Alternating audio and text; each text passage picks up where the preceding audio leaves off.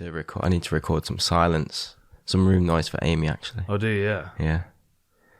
Silence. Yeah. Well, it's not actually silence because there's noise, but there is noise in this house. This house creaks like a motherfucker. Are we recording? We are recording. Yeah. Hello, everybody, and welcome to the Outlawed Pigs podcast. First one of the new year. Yeah. Welcome back, Good Jamie. To be back. Good Ollie's to be back. Come back and then gone again. So Jamie's here. You've got sponsor reads to do, haven't you? I have, yes. So today we are once again sponsored by Unbound Merino. You already guessed it. Lovely stuff. You already guessed it. Really nice stuff. Ethically sourced, durable and fashionable clothing is available for you at unboundmerino.com. And if you use the code OUTLAW, you receive 15% off. Nice. Yep. I did have a nice beanie. Do you remember that beanie I had? That dark green one. Gone. It popped up on Instagram, on Veronica's Instagram when she was in Paris, and I was like, oh. There goes my beanie. Paris. Yeah. No, she's got it. She's hidden it. I was looking for it before the podcast, but she's hidden it away. Yeah, it's a good beanie. It's really nice stuff. Yeah, really soft. How was your Christmas? Yeah, it was really good. Good? Yeah, it was New nice. Year's? Yep. Because last year we were in Vegas.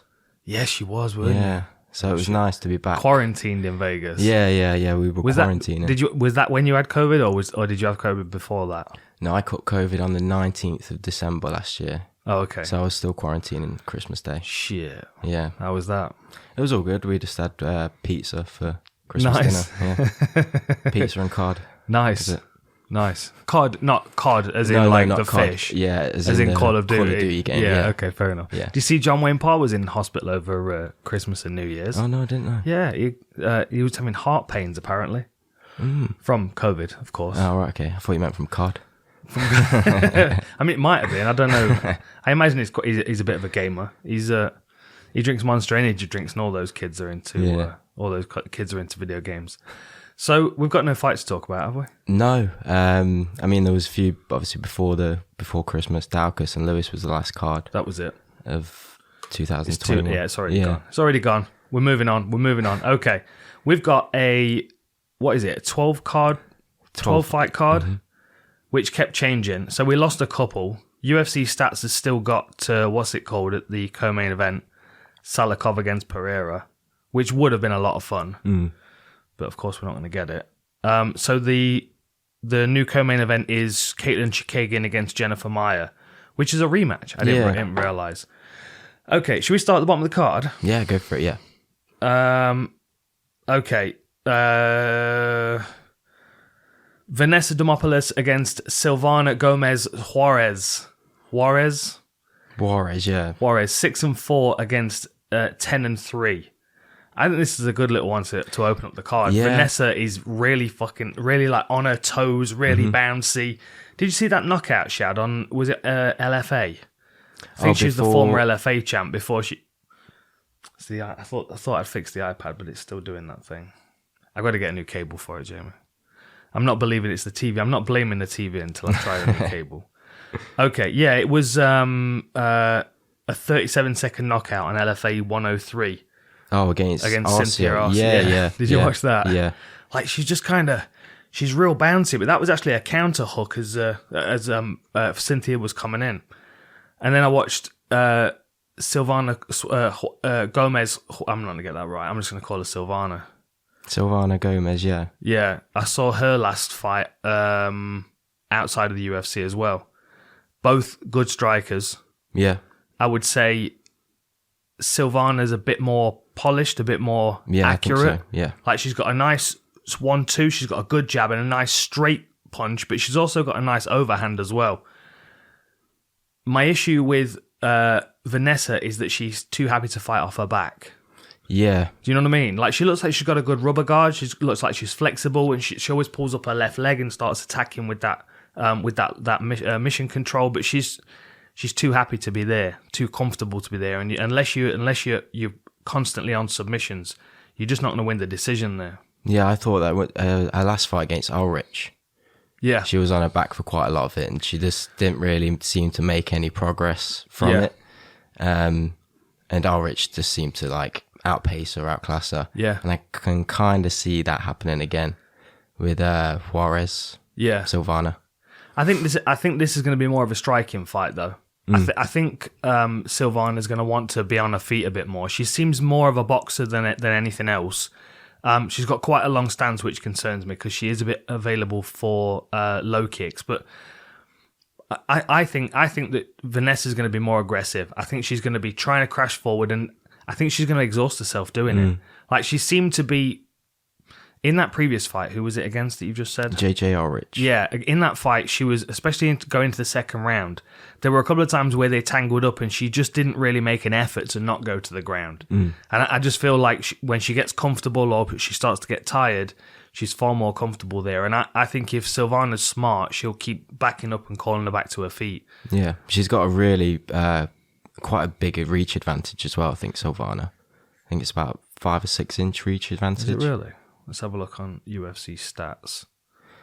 But yeah, I think she just seems, Vanessa, like you said, just a bit more polished. Like, she's in and out quicker. She's a lot more precise with her shots. Not doesn't waste that much energy. Yeah, she does have a fucking dropping water. She does have a long reach. 65 inches compared to 59. Yeah, and a good jab. She's only an inch taller though. Yeah. I think Silvana's going to do it. Yeah. I mean, she's older than I thought she was. Is she 37? Who, Silvana? Yeah. Oh, yeah. But she's coming in. Is she not coming on short notice? Wasn't Vanessa matched up with Ashley Yoder? Yes, she was. Yeah, Ashley Yoder got injured. Yeah, see, that'd have been a good fight. But I think Vanessa's a little bit less. See, Ashley Yoder's quite happy to stand and trade punches and happy to go to her back. I understand why they were matched because they can't both do the same thing. You know, one of them's going to win in one of those ranges. Whereas Silvana, I think she's going to play the long-range boxing game, and I think she's going to be able to catch Vanessa on the way in. She's just a little bit too eager to kind of spring into range and start scrapping. And then when she clinches, she's far more likely to sit to guard than anything else. And then Silvana can just keep disengaging. Yeah, I had Silvana. I think she's just going to pick her off, frustrate her. Either get the decision win or get a finish. Yeah. Good shout. Good shout. Okay, this next one is a good one. Yeah. It's lower down the card than it should be, I think. Brian Kelleher taking on, can you say his name? Is it Kakhramonov? It is, yeah. Yeah, Saeed Yakub Kakhramonov. Yeah, I didn't go for the first name. Mate, you know when he made his UFC debut, I think it was his debut, and Anik was saying his name on the head-to-heads. I don't know who was sitting at the desk with him. I think it was probably DC, but the way he said it, it was DC. The way he said it, it was just so easy that, you know, as he said it, he looked over at DC at the same time and went, yep, it's just that easy. You've got to now do it. It was just, he just styled it so well. It's such a difficult name to say, especially if you were commentating. There's a lot going on. Saeed Yakub Kakhramonov. He's good, man. Yeah. He's really good. He is good. I went back and watched a couple of his older fights. Whenever I watch someone's last couple of fights and think to myself, they're really good, and then see a couple of losses, I like to go back and see how they lost. And he's got 2 losses. One of his losses is a unanimous decision to Umar Nurmagomedov in PFL. And that, I'd recommend you go and watch that fight. It's a really good fight. And he was throwing loads of kicks. He was not concerned about takedowns. He stuffed all the takedowns in the first round. And he's got really nice like overhooks and like whizzer throws and trips. It wasn't until the second round against Nurmagomedov that he started to kind of take a few more risks, and then he got tangled up and stuck on the floor. But I think he's really, really good. The reason I like this fight, though, is because Kelleher has got a wicked guillotine. Yeah. And that you can just see how they've matched them up. They're like, okay, we can see what's going to happen here. Because Kelleher's a good counter striker as well. He's good at kind of like smartly moving his way into range and like, you know, setting it with punches. But Saeed Yakub just comes crashing in. He's like ultra aggressive. And you've got to think if he's attacking aggressively and then level changing into guillotines, that's going to be ideal for Kelleher.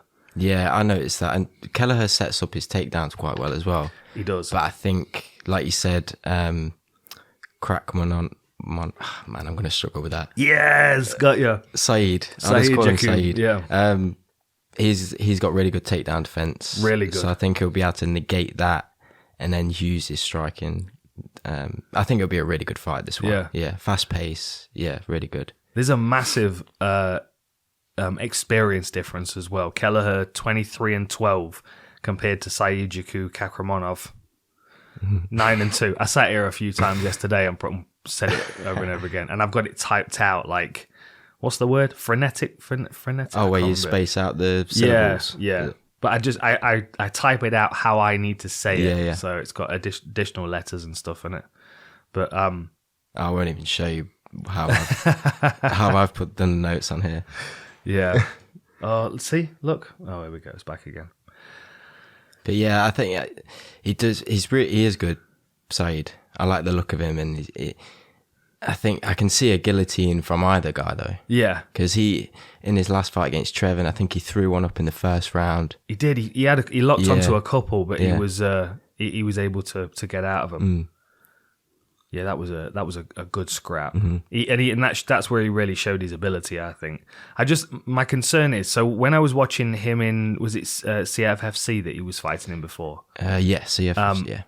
He was fighting that kid Tyson Lin, and Lin threw a kick, and like Kakhramonov's immediate reaction was to catch the kick. And my first thought was Kevin Lee against Oliveira. When Oliveira threw the kick and Kevin Lee grabbed it single leg and got guillotined. Yeah. Like, it wouldn't surprise me if he tries to catch a leg of Kelleher and Kelleher's doing it on purpose to set him up for that guillotine. But yeah. Which way are you going? I had Saeed Kakhramonov. Yeah. Oh, there we go. So, what, guillotine? Do you think I didn't specify what kind of... I can see that happening for sure, but I think with the takedown defense and his striking ability, I think he'll just outpace him a little bit. Okay. But I can see it being a really close fight. It was quite a hard one to call. Yeah. Because you've got the experience of Kelleher as well, but yeah, I'm gonna stick with Saeed. Oh, yeah. Okay. Yeah. I'm gonna go the opposite way then. Okay. Because I was kind of split a little bit. I think Kelleher's really good, and I think Saeed Jakub is a fighter that's on his way up, and at 9-2, I think he's gonna be good. But I think Kelleher might just have his number. I mean, his experience is huge, and he's been in the UFC a long time. You know, like the other thing that I want that is worth bearing in mind. So he's got that decision loss to Nurmagomedov, but his other loss is a third round flying knee. Uh-huh. Now I tried to find that fight against Vargas. I couldn't find it, but when someone gets caught with a flying knee, it's usually because they're level changing. And there are two risks to level changing. One of them is a flying knee, and the other one is a guillotine. I think Brian Kelleher is going to catch him in a guillotine late in the fight, like end of the second, third round, when he's getting a bit scrappy and a bit like, a bit ferocious in the opening of the third round, maybe. And Kelleher is going to catch him with something. I wonder what the odds are for a guillotine to be in this fight. Yeah, I don't know. Pretty high. We'll have to have a look. Yeah, I mean, they're both got such a good guillotine, but I just feel like Kelleher's. It's much more likely that Rakhmonov's is gonna get caught in a guillotine than Kelleher is gonna get caught in a guillotine. Right. And I think they're both good at guillotines. Yeah. So I'm going with Kelleher by guillotine. Okay. If that makes sense. Okay, Dakota Bush, who has one of the best or worst nicknames. It's funny. I wouldn't say it good. I don't know. Do the UFC use it? I don't know, because I don't know if they said it. They can't have said that. I don't know. Last time he walked I think out. I would struggle if I was a commentator to say Hairy Bush. They did say it in his what was it, CFC he was on before. Yeah, they said that. They called it out. The announcer did, yeah. I mean, Dakota Bush is already like a 70s porn star name anyway. Like, you don't need to make it worse. But I do like Borshchev. Yeah, Borshchev, yeah. I like his nickname, Slava Claus. He's really unassuming. He's one of those guys that you would... Like, there's a couple of his opponents. Who was the last guy you fought? That... Duncan? No, it wasn't Christian Duncan. No. It was on the Titan FC card that he fought, Corey Delaney. And that kid was in the corner pacing up and down. And then it switched over to Slava Claus on the other side. And he was just kind of a bit awkward, he was grinning and not sure whether to keep looking at the camera or look away. And it was just, they just had such a different vibe between the two. But then he was just way too much for him. I'd say he reminds me of, not the table. He reminds me of, what's his name off Cage Warriors? I can't remember his name. This is what happens. Same weight. Yeah, no, I can't remember his name. It'll come to me in a minute. But he's like one of those guys that you just kind of, he's unassuming, but then when you get into a fight with him, you start then realizing how awkward his timing is, how long his reach is, how kind of, yeah. I mean, he's got decent striking as well. I think that left hook on the Contender Series showed that. I mean, he was losing that fight, wasn't he? He was struggling. Can't count him out. Bit of a Brian Barberena kind of guy, you know. Latvian Express. What's his name? Cage Warriors, Latvian Express. God damn it. That's who he reminded me of when I was watching him. Hang on a minute. I'll pull up his name. Does he train with Clay Guida as well? Yeah, he did. Yeah. Because Guida was celebrating at the side, I've seen it, yeah. Guida looking very tanned. Yeah. Looked like he'd just come off like a month on the back of a boat fishing or fishing something. Trip, yeah. Yeah, that left hook against Chris Duncan was great. I got him out of some trouble, that did. Yeah. So which way you go? I had Borshchev. Madars Flaminas. Madars. He fights on Cage Warriors. He's 9-3 as well. They just reminded me. He's like kind of like he's one of those guys that kind of just will walk you down and you can't get away from him. And like you give him everything in the first round and you just can't do anything to him. And then in the second round, you're like, oh God, he's still here.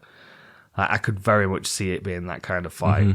I could very much see him being like a real kind of spoiler in this division. Yeah, Dakota, he looked good.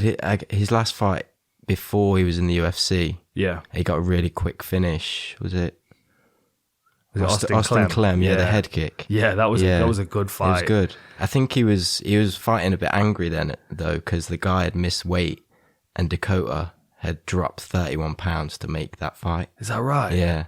And the guy was it a short notice? Yeah, it was short notice. Yeah, I remember that now. Yeah, because he was Austin Hubbard. He came in at. He was a massive underdog in his debut. I remember seeing. I've made a note of the odds because they were so crazy. So Austin Hubbard was plus 2,300. Jesus. Sorry, Dakota Bush was plus 2,300, and Austin Hubbard was a minus 800 favorite. Damn. Is that how it works? No, it's the other way around. It's plus. Plus is the underdog. Minus is the favourite. There you go then. Yeah. So he was a plus 2,300 underdog. Jeez. He was just, But he was good. I even think he had some good moments in that fight against Austin Hubbard.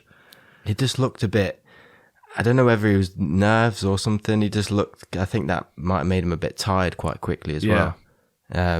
Like he was kind of just a bit uptight. A little bit tense. Yeah. I mean, he might be a bit more relaxed this time around because he's already had that experience now, and he can do some visualization and he can be a bit more prepared for it as well, not taking it on short notice. I don't know. I just feel like Borshchev's he's a bit of a spoiler. Yeah, I had Borshchev. Yeah. I think he's going to be. I think he might catch him in the second round and ground and pound him.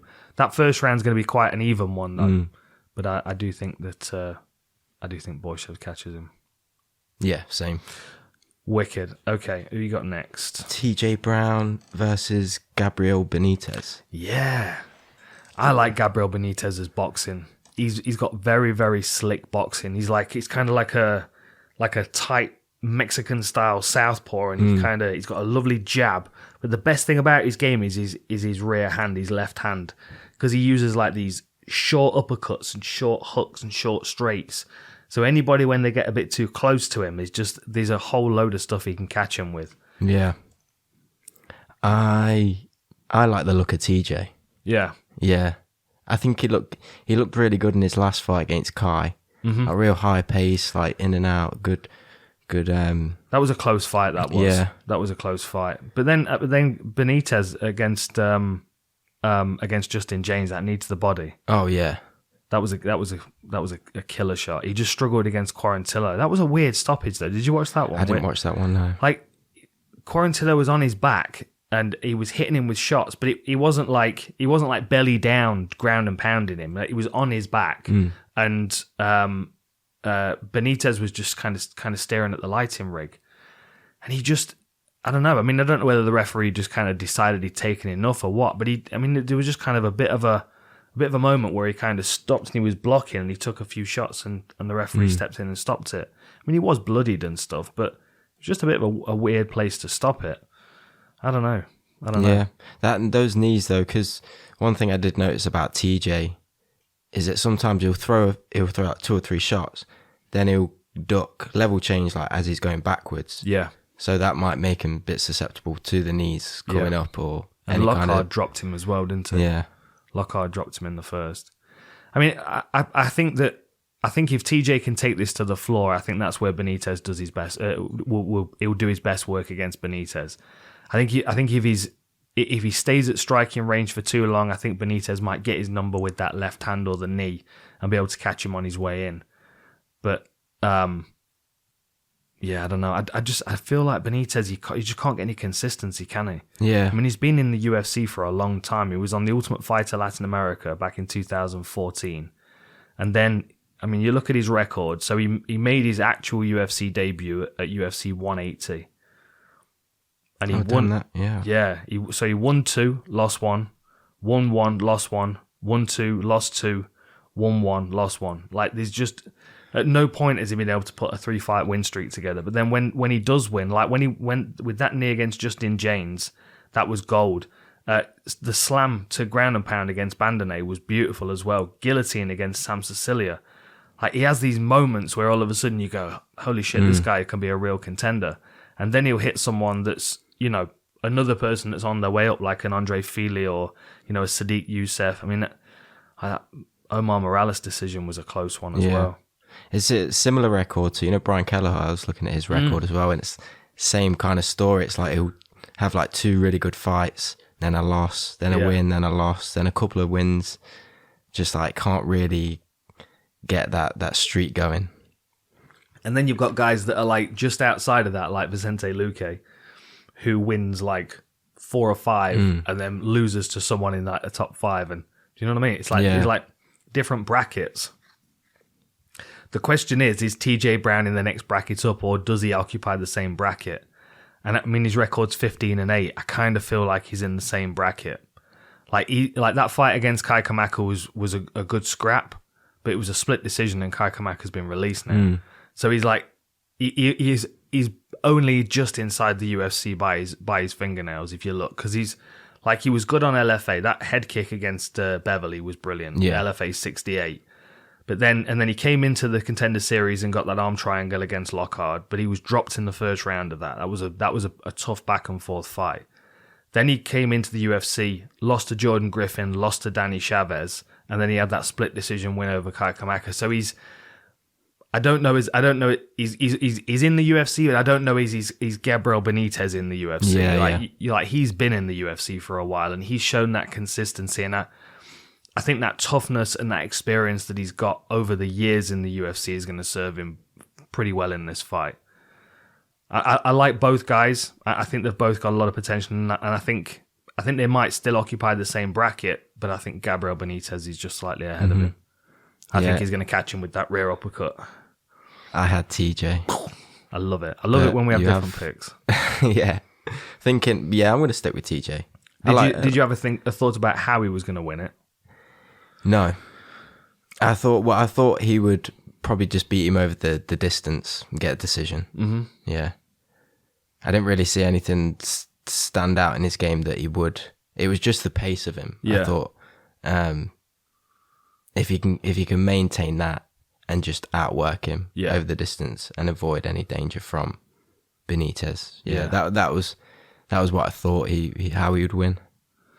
Yeah, I mean, I think if he can get the fight to the floor and he can establish his top position, like he's got good fluid top movement. He's got good ground and pound. We saw his arm triangle on the Contender Series. He's got good attacks from there. I just think if it's on the feet, Gabriel Benitez is going to be able to catch him and hurt him, and just be generally better than him at setting his strikes up, experience in and out the UFC, and. If you think back to the TJ Brown Kai Kamaka fight, was it the second round? He caught Kamaka. He caught him with 2 shots and hurt him and rocked him. Yeah. And then as he rushed in and tried to capitalize, he got caught himself and hurt. Like, they're the kind of moments where Benitez is going to be able to shift it, where he might get stung and hurt, or caught and cut, and he's a little bit staggered, and then Brown runs in and he gets that knee that that beautiful knee that Benitez got. Yeah, that was great. Janes. And like as he lands it, if you watch it on the slow-mo replay, as he lands the knee, he's like, his eyes widen. It's like, because he knows he's landing it in a good position. He's like, oh shit. Yeah. And then he starts to go down. Brilliant.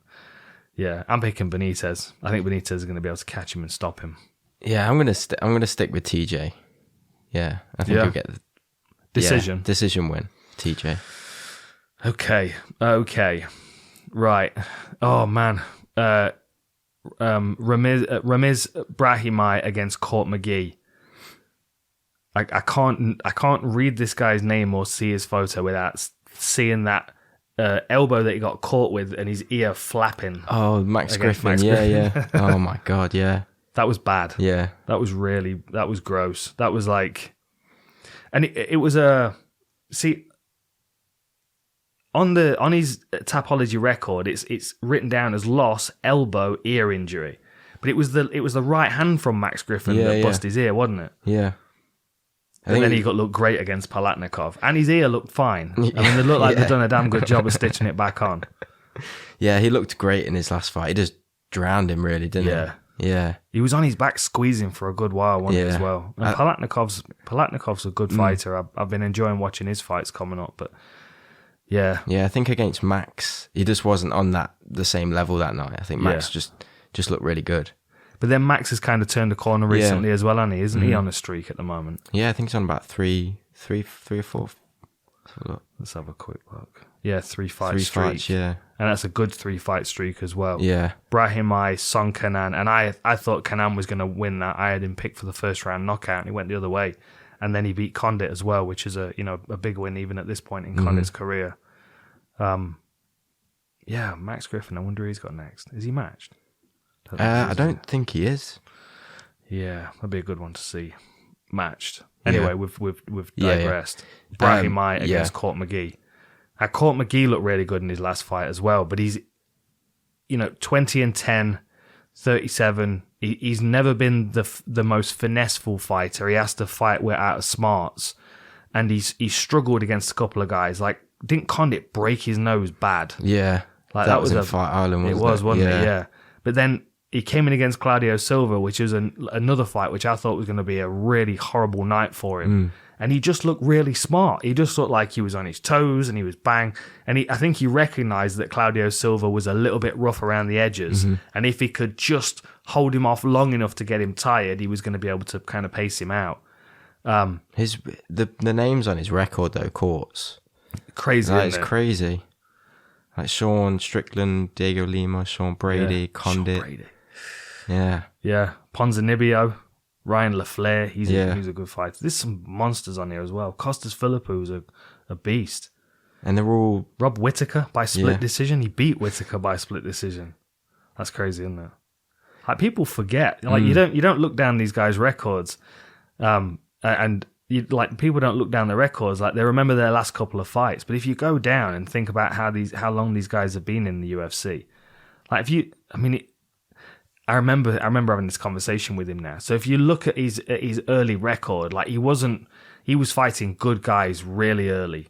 He was fighting like in his fifth fight. So in his fifth pro fight, he fought DeMarcus Johnson, who ended up in the UFC. He lost to Jeremy Horn when he was 6-0. His record was 6-0. Jeremy Horn's record going into that fight was 79, 16, and 5. Damn. Like, Jeremy Horn fought Chuck Liddell in the UFC. Yeah.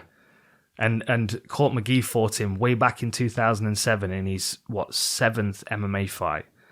Like, he's always been competitive with good guys. Another guy there, look, Frank Weiss, 23-12 his record, 14-10. Guys that have got a lot of experience before he got to the Ultimate Fighter when he was, 11-1. Do you think this is a fight for Brahimaj to kind of prove himself and like a bit of a chance for him to shine? I think the UFC have set this up for Brahimaj to pick up a win. Yeah. I think they're looking at this kid who's, 29?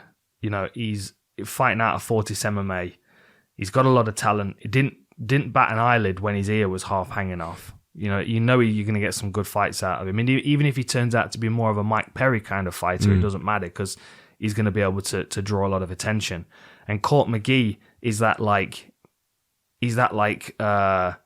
Gabriel Benitez in the division? Is that like spoiler that could catch you with something? But most likely, if he beats you, it's going to be a decision. So it's going to give you 15 minutes to try and work out how to beat him, Yeah. I think the UFC sometimes, they like to tee fighters up with these guys to give them an opportunity to get another finish. Like that Palatnikov was one of you's going home. That was a clear, like, we're getting rid of one of you kind of fight. Mm-hmm. But this one is like, okay, let's see how you do against someone that we know is established as a workhorse that's going to be there for 15 minutes. See what you do with him. Because he's probably going to push you for 15 and we'll be able to have a good look at you. Yeah. Good assessment. Yeah. A litmus test, you could say. Yeah. I like Brahimaj. I wonder if Court McGee might be a bit too much for him just at this stage because of how he looked against Claudio. I've not seen Court McGee look that good in a long time. I mean, he is getting a little bit older, but if you listen to his life story and what he's come through with addiction and all that kind of stuff, like I think he's had something like 6 surgeries with no anesthesia. Yeah, I was telling that to my friend yesterday. That's a different kind of toughness. Yeah. Like the next stage up from that are the guys that were doing surgeries on himself on like boats in like the, like Darwin times. Yeah. Like the guys that do, like, I just realised I've got appendicitis, but I didn't want to alarm anyone, so I've just done the surgery myself. And if you wouldn't mind tying this stitch off, we're all finished. You know what I mean? Yeah. Like, Court McGee's one of those kind of guys. Is it because of the chance of like relapse? Is that what it would be? Yeah. I mean, the thing is, I'm sure he would be all right, but it's the thing that is most impressive is that absolutely not commitment. Even in circumstances where other people would be like, yeah, but this is going to be fucking horrendously painful. Strength of mind for sure. Very much so. Yeah. A strong, tough dude.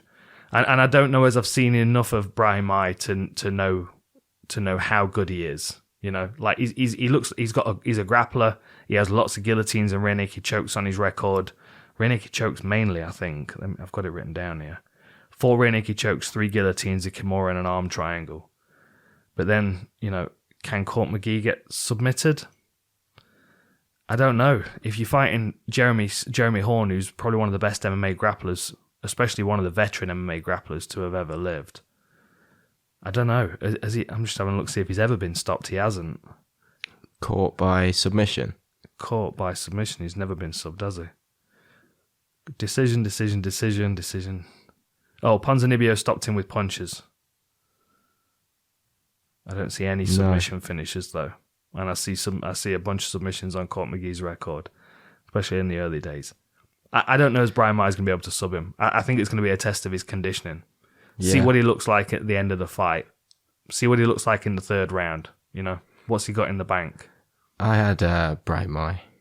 Did you? Yeah, I just thought he looked really impressive. I'm just basing it off his last fight, really. He looked really impressive, and I think if he can take that confidence and see this as an opportunity to, stamp his name in that division, then yeah. I hear you. I'm gonna. Are you sticking with that? I'm gonna stick with that. You're gonna stick with that. Okay, I respect that. I'm gonna give you one other thing to counter that because I'm gonna go with Court McGee by decision. So Brahimaj, you look down his record. Mm-hmm. 1st round rear naked choke, 1st round Kimura, rear naked choke 1st round, guillotine 1st round, guillotine 1st round, rear naked choke 1st round, right? Most of those were in the first minute. Then he loses a decision. Then he wins a 2nd round guillotine. Then he loses a decision. Then he wins a 1st round arm triangle. Then he gets stopped in the 3rd round with a cut. Then he gets a 1st round rear naked choke. So if he can't submit Court in the 1st and 2nd round, can he beat him by decision? Because he's never won a decision before. Yeah. Do you know what I mean? Yeah, no, for sure. I mean, I'm just throwing that out there. I'm literally, as I'm going through his record, saying it now. I'm making my pick as we're going. Yeah. I think Brahimaj is a good fighter, but I just think Court McGee's that Brian Barberena that just won't go away. Yeah, tough guy. Yeah. I'm gonna go for Brahimaj. Okay. 1st round finish. Yeah, nice. Well played. I'll take Court McGee by decision there. One for the old school. Yeah. He's still younger than me though. Fuck, I feel old. Okay. Now this one's been added to the Tapology card, but it's not on Wikipedia yet or it's not on UFC. So Jamie Pickett, who was originally due to be fighting, where is it? Kai Borhalo. Anyway, he's now no longer, and he's fighting, which I think is a more interesting fight. Is Joseph Holmes, who's 7-1, nicknamed Ugly Man. If you listen to his interview on the Contender Series, he's a very likable individual and he's a very confident individual. Yeah. And he just kind of, the way he talked, it's like, I mean, the other thing as well that was interesting is he's the only other middleweight in the division that's 6'4". Yeah, I noticed that. He's pretty tall. Him and Adesanya, the only two. Everybody else is 6'3" and below. The other thing about both these guys, Jamie Pickett's got a massive reach, 80-inch reach. It's ridiculous, isn't it? And Joseph Holmes has also got an 80-inch reach as well. Has he? Yeah. So they're kind of matched. I think Jamie Pickett's 6'2" as well, so he has got a... Yeah, he's not small. Yeah. He's not small. And he's southpaw as well, which makes things even more interesting. I like the look of Joseph Holmes. Yeah, I do. I mean, I felt bad for him because he won on the Contender Series but didn't get the contract, did he? He got that because then he choke. fought in Fury after that. Yeah, and stopped the guy in the first round and looked like he was fighting angry. Like he was, you know what I mean? Like he was acting like he should have got the contract and he was pissed off that he was back on the regular circuit. Like, this is his opportunity. I think Jamie Pickett is a good striker. He's a good southpaw striker. He's got nice Muay Thai skills, but the fact that he was pushed to a decision against Staropoli in his last fight concerns me. Because Staropoli, although he's a big welterweight, he is really a welterweight, and he's a young fighter as well with not a lot of experience. And so I don't know as the experience of Jamie Pickett is going to make a difference here. Yeah, I think Joseph Holmes' confidence is going to carry him a long way. I think Pickett, he seems like it takes him a while to get started. Yeah, bit slow starter. Yeah. But I think I didn't see anything in Joseph Holmes where he was like a much faster starter, but he seems to be a bit more game to fight. Like, I seen his fight against Dwayne Diggs in LFA. Yeah, and he was kind of calling him on. Yeah, like, come to me. And I think if he can draw Jamie Pickett into a fight, might be able to catch him or something. Yeah. It is an interesting thing I've just noticed. So Joseph Holmes' last fight was against Patty. Jamie Pickett fought Patty on the Contender Series, stopped him in the second round, just to reinforce your point of him being a slower starter. Stopped him in the second round, 33 seconds of the second round. Holmes stopped him in the first minute of the first. Yeah. What you saying?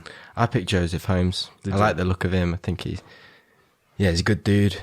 And I think he'll be a bit quicker off the mark, quicker to get into the fight. And I think he'll either catch Jamie coming in, or I think he might as well try and tire him out a little bit, take him down, and maybe because he's got a lot of rear naked chokes on his record as well. Yeah, he has. He does sub the majority of his opponents. Yeah, I can see him like again in that Dwayne Diggs fight. He was kind of drawing him into the fight, tiring him out, took him down, and then just worked to his back nicely and got the finish.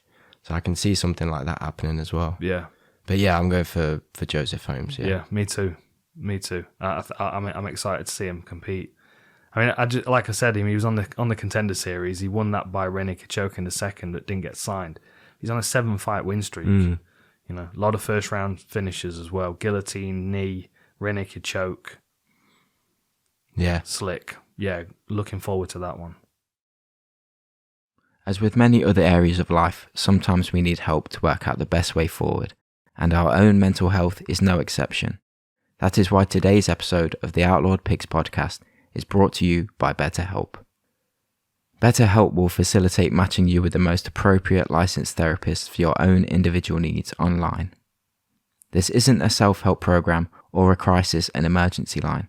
It's a professional, secure portal to get you connected with a therapist who can help, while also taking away the awkwardness of waiting rooms.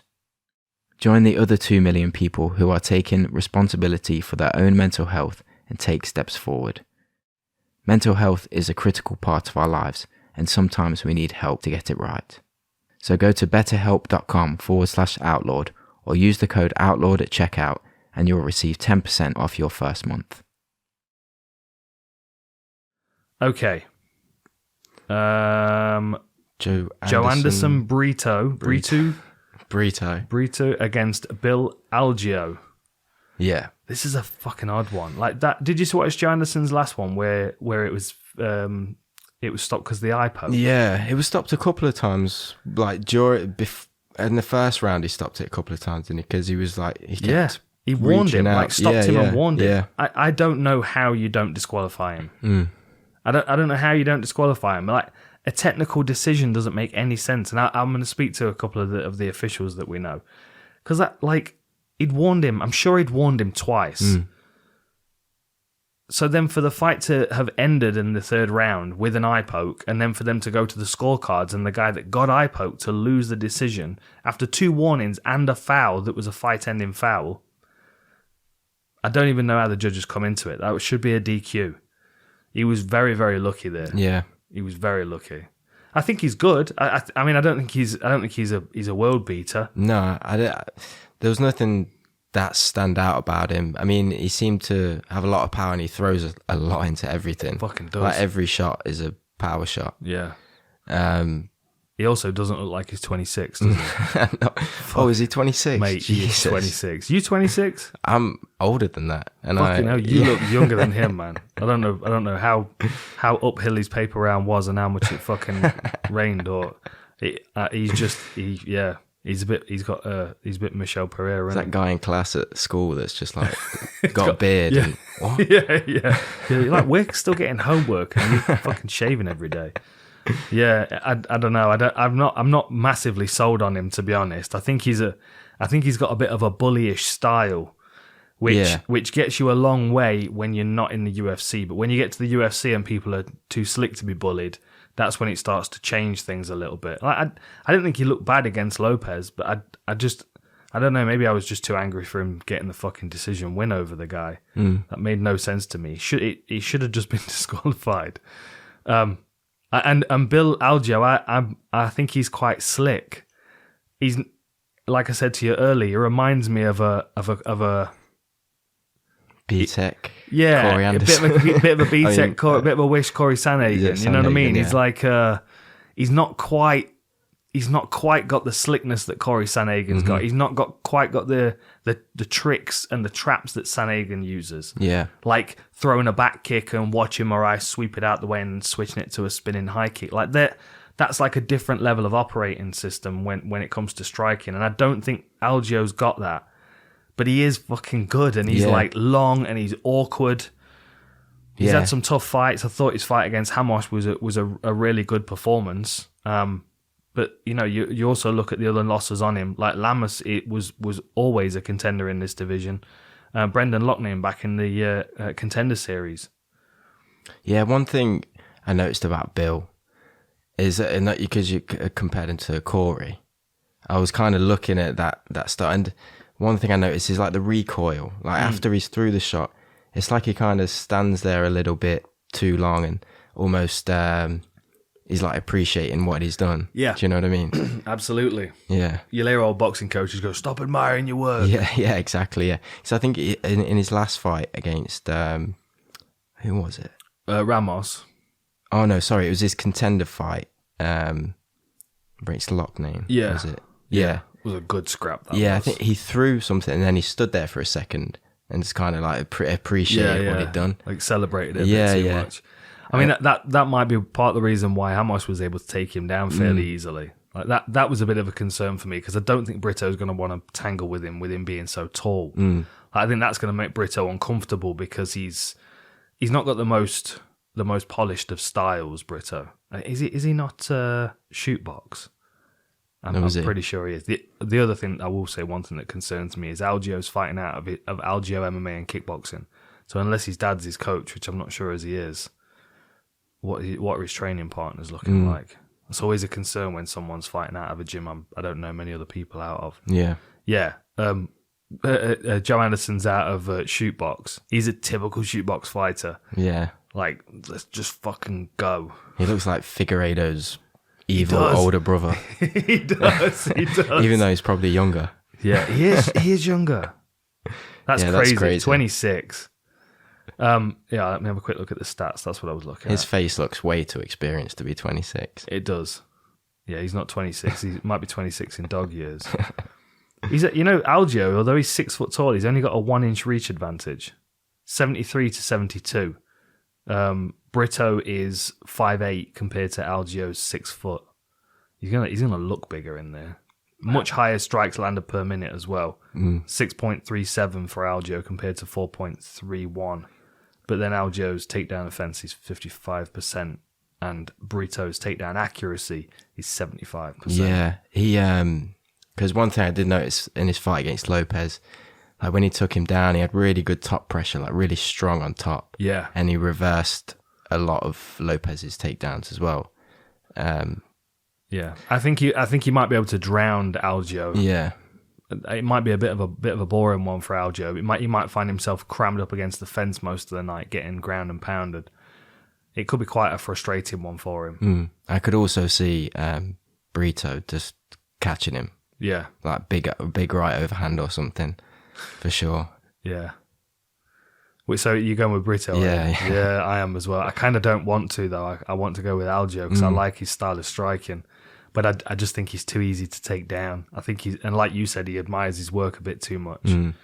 So he's going to leave himself lingering. He's going to get power doubled and smashed into the corner of the fence and get that shoot box ground and pound going. Yeah. I think we're both going the same way. Yeah, man. Okay. Next up, heavyweights. This is going to be a mess. Jake Collier against Chase Sherman. Yeah, man, it was so hard to pick someone in this. You know why? Because it doesn't matter. That's why. Because it doesn't matter. Like, this is one of those beautiful bouts on the card that we all know as we're watching it, it doesn't really matter who wins. Because neither of these guys are going to get within sniffing distance of the top 5. No. They're both fun to watch, but Chase Sherman is that like kind of middle of the road heavyweight that you can match up against someone that might be good one day but isn't quite yet. And Jake Collier is a middleweight. Like, if you look at the guy's fucking topology picture, you would turn him away at the border if that was on his passport. Like, that's not you. This is not you. Like, hang on, let me just pull my face. Now does it look like... It's just crazy. I mean, I feel a bit bad for the guy, because when he was out in Fight Island, he was fighting... what's his name? Was it Aspinall? Yes, it was Aspinall, wasn't it? Yeah. When he was there, he was like, yeah, so, I've been out... Because I think he got an injury. Then he was rehabbing the injury, but in the process, he gained a bunch of weight. And I think the UFC had contacted him and said, you either need to fight or we're going to release you. So he was like, okay, I'm a heavyweight. And he just likes it. I mean, he's literally weighing in at 265, isn't he? He's probably taking that call with a couple of cheeseburgers in his hand at the same time as well. But he was a fucking really good middleweight, though. He was a good fighter. Yeah. Like he had good movement, slick, long-range striking. He reminded me a bit of Tim Means. Like the way Tim Means fights, a bit kind of hunched over, really long and really awkward. And then he's just went a different way. When was his last? His last middleweight fight? Yeah. Oh, he's had a couple of light heavyweights. Yeah, it's Alberto funny watching Uda. if you watch his fights from his UFC career, yeah, as it goes up, he's just getting puffier and puffier in the face in the walkouts. Mate, that fight against Felipe was a lot of fun. Jamalanta, he's you know what you're going to get with these boys. You know what you're going to get. Yeah. Doesn't really matter who wins. I don't really care. I'm going to enjoy watching it. I'll be probably standing up for half of it because it'll be a banger. They're both just fucking swing. Yeah. Chase Sherman stands a bit kind of taller. He's a bit more of a Thai boxer. Yeah, he's a bit jittery. Like he's shaking the whole. Very light on his front leg as well. Doesn't move like a heavyweight. And Jake Collier is not a heavyweight, so banger. I had Jake for the win. Yeah, it is. Yeah. I just think he's a bit more patient. I think he might just catch him. Yeah, he's a bit more patient, and I think he might Yeah, Chase just, I found his style like just really jittery and awkward, and yeah, he is hard to predict maybe, but yeah, well that's the thing. Yeah. But then if he's hard to predict what he's going to do when he's striking, but if he's not striking, he's quite stationary. And I think you're right. He's Collier's. I wonder if there's a benefit in having been smaller and fighting smaller guys, and now you're fighting heavyweights, and you're like, okay, I better not fucking get near this guy. Yeah, like you might take a punch off a middleweight, but you might not be willing to take one off a heavyweight. Yeah. It might make you a bit smarter. bit like was it Ruiz against Anthony Joshua? Yeah, Yeah, there you go. Yeah. Punching up. Yeah, Struggle. that's it. Big guy struggle anyway. Yeah. His last weigh-in was 265.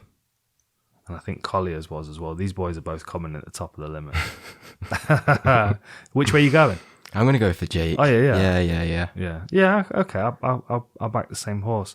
I think it might be a fun one. We might get a decision out of it, but it'll be a banger.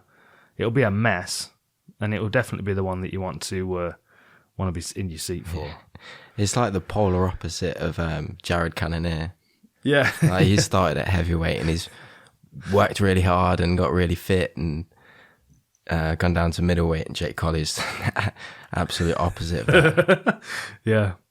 Maybe Jake Collier's his spirit animal. You know, like when what's his name? Was it Dorian Gray that had the painting on the painting in the attic that aged? Oh yeah. There you go. Maybe it's the opposite way around. It's like Jared Cannonier's got Jake Collier to like absorb his fat guy. Yeah, like sucked his fat off him. Yeah, okay. Jake Collier, yeah, why not? Yeah. It's going to be a fun one. That's why it's on the main card. Okay. Right, these top three are getting interesting, really interesting now. Royval against Bontorin is the second most interesting fight on the card behind the main event for me. These two are just awesome. Like Brandon Royval against Kakhramonov was. Yeah, I watched that again last night. It's a great fight. Insane, isn't it? yeah. It's a great fight. I do feel bad for him because you look at, after that fight, which was just awesome, and you look at his fights before that as well. You know, first round armbar in LFA, then he came over and made his debut against Tim Elliott, beaten by arm triangle. Then the second round guillotine against Kakhramonov, which was a banger. Like you look at the guys on his record that have beaten him, and they're good names. Oh yeah, you know, like you go back to 2018 to his last loss before the UFC. That was Casey Kenny by decision. Yeah, that was for the title, wasn't it? LFA title, was it? Yeah. I'm gonna go back and watch that fight again. But then the Moreno fight was a shoulder injury in ground and pound, wasn't it? Like that was kind of disappointing for him. And then Pantoja is the killer in the division. He's the guy in this division that you don't want the phone call from the matchmakers saying that you're fighting him, because we were watching him yesterday, and V said he's like an angry street kid that knows how to fight. Yeah, you know what I mean, that's how he fights. He fights with venom, but he's also very, very skilled. And I think Brandon Royval's very similar to that. He's just a bit more happy-go-lucky than Pantoja in that regard. But Bontorin's mean. Yeah, Bontorin, because he was winning the fight against Kai before he got caught. Like he was on top, like getting the submission attempts, and Kai was escaping really well. But that was when Kai did the full lap and then went back to for seconds, didn't he? He threw his gum shield at him. He was like, Bontorin, I'm done with the buffet. I'm not eating anymore. I'm not. Oh, okay. They just put out some fresh sandwiches. Yeah, I like both of these guys. I think that I think Bontorin maybe just a little bit ahead of him, like maturity-wise in his fighting game, though. Yeah. He is a bit older, isn't he, Bontorin? I think so, Fucking yeah. 29, man. Jesus. Because I think Royval's pretty young, isn't he? He's only... How old is he? Yeah, Royval's young. Same age as me. He's 29. Oh, look at that. Yeah. So they're both 29. Yeah. Jesus. What are these boys doing in Brazil when they're training? But I do like Royval. I thought he was on a real good incline before his shoulder injury and stuff. Yeah. And like that fight again, he does leave himself open because he is quite flamboyant and he tries a lot of different things. I think sometimes he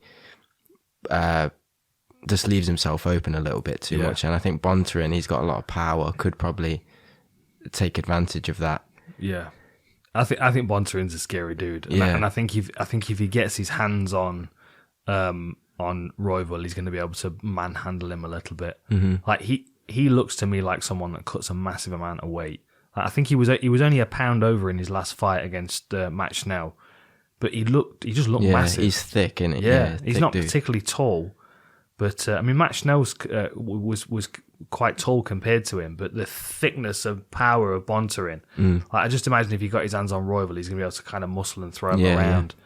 Yeah. I mean, Royval might be strong enough and tough enough and wily enough to be able to get the distance with him, but he might not be able to hold him off. And my other concern with shoulder injuries as well, especially when you got someone like I was just looking down to see if he's got any Kimuras on his record. He's got a few arm bars earlier on though. Like, shoulder injuries don't ever heal properly. They're never the same as they were before. And Bontorin, with him being such a powerful grappler, you've got to think, like, yeah. If I was fighting someone that I knew they had a leg injury, I'd be kicking that leg. So if that's the mentality of a Thai boxer, you transfer that to a grappling mentality. I'd be attacking that with Kimuras and arm bars and doing whatever I could to put pressure on that shoulder.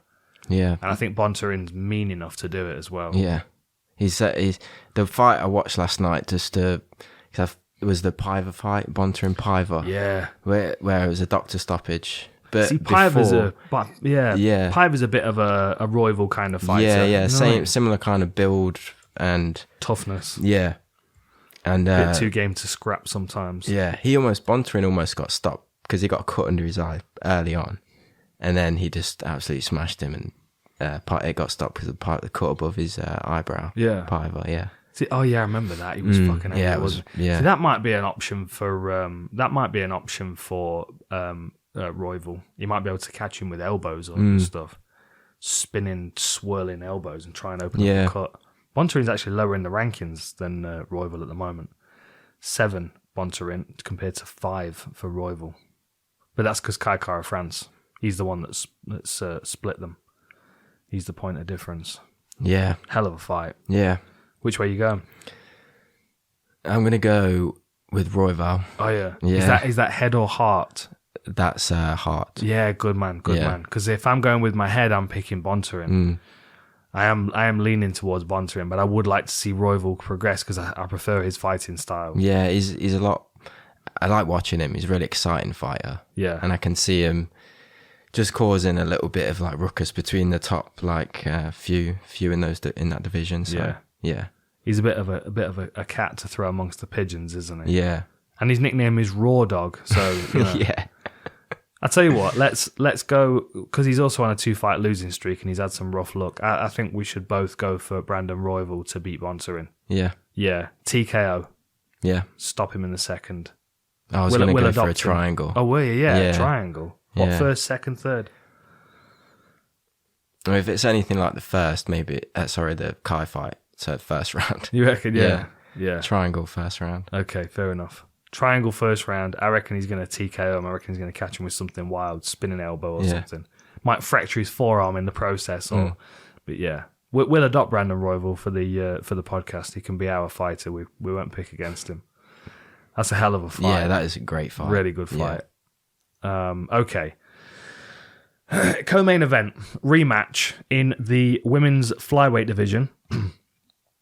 Caitlin Chookagian against Jennifer Maia.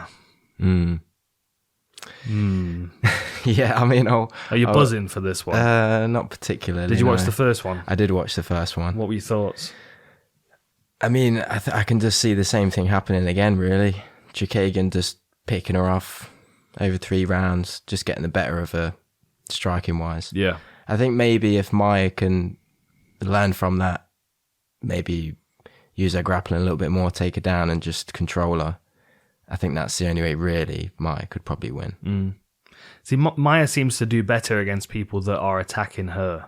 Yeah. Like, if you look back to that Jessica Eye fight, Jessica Eye is always trying to walk forward. And that allows Maia to move and tag and move and bang, bang. And that to me seems much more like what she would prefer to do. With Caitlin Chookagian, she's just not going to play that game. Chookagian won't start pushing forward until she feels like she's winning the fight. Like, she might be overconfident because she won the first one, but I also think she contends really well with with Jennifer Maia on the floor as well. Like Chookagian's grappling is really good. Yeah, she brown belt. I think she is. Yeah. She was a brown belt. She may be a black belt by now, but I think they're very evenly matched. I think Chookagian's just a bit better. Yeah, I think she was then, and I think they've both improved, and I think Chookagian's still a bit better now. Like it should be a very tactical fight, because I do like Chookagian's boxing. I think she does have good boxing and good footwork, and she has a smart way of fighting, even though she does still take a lot of risks. Yeah, she's got a wicked front. Yeah, teep as well. Good jamming people in the midsection with that. But I don't know. I just think that I think Chookagian's gonna have a number. Yeah, I think so as well. Yeah. I think Maia, she's probably be a little bit tougher maybe, and I think, like you said, if Caitlin gets a little bit overconfident, she might catch her coming in. Yeah, but I'd be surprised if I'd be surprised. I mean, the thing is, like, if you look down Chookagian's record, like the times that she's been stopped, she was stopped in that crucifix position against Shevchenko, but the body shot from Andrade, that like changed her day entirely. Like, that was a disgusting shot. But I don't know as anybody in the division could have taken that shot. It was just one of those things. Then the other fights that she's lost, split decisions. I don't know. I think she's smart. I think she's skilled. And I don't think she overextends herself, but I do think she has got some toughness to her. I do, and I think she's technically better. Yeah, I'm picking Chookagian. Yeah. I'm not mad excited about it, to be honest. No, I'm not either, really. But a bit disappointed the actual co-main event's fallen out, because Salikov against Pereira would be brilliant. Yeah, the King of Kung Fu against I don't know what Pereira would be listed as. Has he got a nickname, Michel Pereira? I think he has. It's got to be a backflip or something, hasn't it? Okay, main event time. Yeah. Oh my goodness. What are your thoughts? Calvin Kattar, Giga Chikadze. Kattar 22-5 coming off that rough loss to Max Holloway. Giga Chikadze 14-2, but with his kickboxing experience as well to take into account, and the fact that he's stopping everybody. He stopped his last 3 opponents, 2 in the first round. Is it 9 fight win streak? 9 fight win streak. Yeah. From the off, I picked Giga. Yeah. Yeah. Me too. I just think he's a much better all-round fighter. Mm-hmm. And I think Calvin's got a lot of... Well, I think Calvin will be susceptible to a lot of what Giga has to offer. Like the body kick, head kick. Like, just those kicks are so fast. It's... Yeah, I think Calvin will struggle with that. Yeah, for sure. Yeah, he's fast and he's direct, and Kattar might have an edge in the boxing, but he has to get close enough to land that. I mean, I'll talk more about it in the war room, but I do think that there's some things that Calvin Kattar can do, and the big question is what he looks like coming off the Max Holloway fight, because that can do 2 things to a fighter. It can either send you away and make, look at Brian Ortega when he came off the Max Holloway fight, and he goes in there against Korean Zombie and just looks slick. Like, we might see the same kind of evolution from Calvin Kattar. He might have that Justin Gaethje realization where he's like, okay, I've been too hittable, and he might change things. He might force Giga Chikadze to come and attack him, in which case that's a different thing, because then he allows Giga to throw the kick first, and then he can step in and counter it. But from what we've seen of Calvin Kattar, we expect him to walk forward and be aggressive and try and block things and check things with his legs and try and get himself in punching range where he can start to bang. And I think if he can get into that range, he can be problems. But I think he's going to really struggle to get close to Chikadze. Yeah. Plus, he's not... Chikadze's, height and reach advantage as well?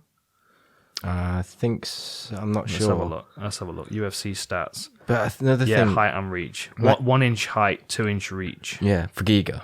Yeah. Yeah. I think, as well, Calvin, unless he starts fast...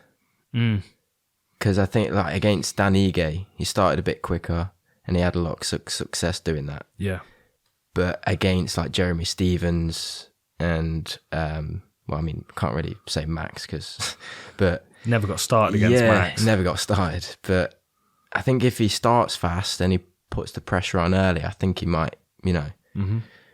But you're leaning towards Giga. Yeah, Giga. Yeah, I just think he's got so much more to offer, and he can catch him with so much more. Yeah, and he's so precise. Like, he doesn't waste shots. Yeah, doesn't waste energy. Yeah, and if you look at the guys that Calvin Kattar struggled with, Moicano, Magomed Sharapov, and Holloway, all fighters that are good at striking from distance, striking long, and staying elusive. Yeah, I think Chikadze is going to take it. I think he might be able to catch him with that body kick. Yeah, it's either the body kick opens up the head kick, or the head kick opens up the body kick, or he hits him with the kick and then punches him down the pipe like he did against Cub Swanson. Was it Cub Swanson? Yeah. I just think that he was doing it to Barbosa as well. Yeah. Body kick straight down the pipe with the cross. Slick striker. Really interesting in this. The way he throws his kicks as well, it's just so fast. Yeah. It's so fast. It's just not Muay Thai. It's not a Muay Thai style. It's like he kind of twists it and snaps it into the liver. Ooh. And I noticed against Barbosa as well, he was kind of, a few times Barbosa was, when he was coming in, he was like ready to counter. Yeah. And I think if Calvin's throwing that, he might catch him over the top as well. Yeah. Yeah. Yeah. Chikadze. Mm-hmm. Yeah, nice. Me too. He All did right. pop up and say, because obviously the Max Holloway Volkanovski fight's been cancelled due to, which is a shame. That is a shame. Yeah. Well, I really thought Max could have probably done that as well. Yeah. Zombie's looking at taking it. Yeah, there's been a few, I don't think it's been confirmed yet, but there's been a few people piping up. That'd be the fight to make. Yair can't be put in there. No. He's not in the right position to take a title fight. But Giga put a tweet out as well. Did he? I think he just put a little wave. But Well, yeah. Do you think if he's able to catch Calvin Kattar in the first round, stop him, like he did against Cub Swanson and Jamie Simmons, which was another beautiful stoppage, he might be fresh enough and ready. Yeah. Why not? Yeah. That would be good. Yeah. Be a good story as well. Where is he in the rankings? So he's number 8 in the rankings at the moment, but if he beats Calvin Kattar at number 5, that puts him up at least in amongst the top 5 anyway. And why not? Yeah. I think Zombie's looking the most likely at the moment. Yeah. Yeah. Because Volkanovski's, I think he's happy with that decision for Zombie to step in. Yeah. Makes sense. But yeah, Giga that would be a good fight. I'm keeping my eye on him. I think it's a hell of a fight, this one is. I'm looking forward to it. Yeah. Wicked. First fight of the year. Yeah, man. Looking Nice. forward to it. Wicked. Thanks for joining us. Hope you've enjoyed it. Check out the sponsors. Unbound, Merino, just the best stuff on the planet. Make sure you check them out. The code is Outlaw. Outlaw, yep. And you get 15% off. And BetterHelp. Yep, check out BetterHelp. Check the link out will be BetterHelp. in the description. Nice. Yep. All right. Catch you next time. Nice one.